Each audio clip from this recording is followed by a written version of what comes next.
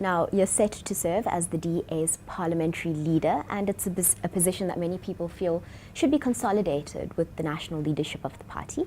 In fact, even Tony Leon, the former leader of the DA, seems to be of the opinion that these two roles should actually be served by the same person.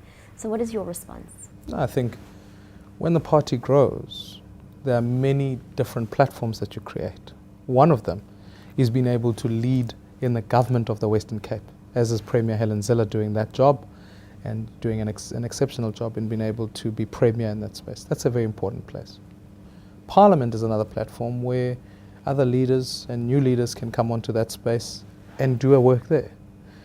The future of the DA can't be reduced to just simply saying we need one leader. We need many leaders in many different platforms.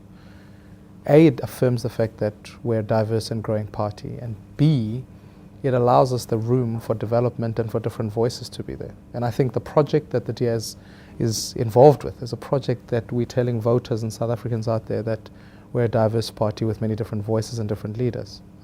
And it doesn't necessarily have to be that way in the long run. It's where we're at now. It can be, and I think as future leaders come on board, they may take on different roles. We may be in government in many more areas. Our ultimate objective is to make sure that the DA will have a president one day who will be able to lead South Africa, and that job means that we have to be in as many different platforms as we can, and in the long run we'll be able to have a president that comes from the DA that will serve the people of South Africa.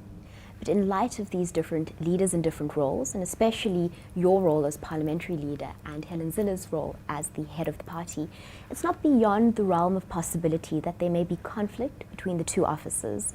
So how would you address any potential conflict that could come up? Well, let's understand the fact that Premier Helen Zille is an experienced politician. She's a very strong leader of the party and has a lot of value to add to the party.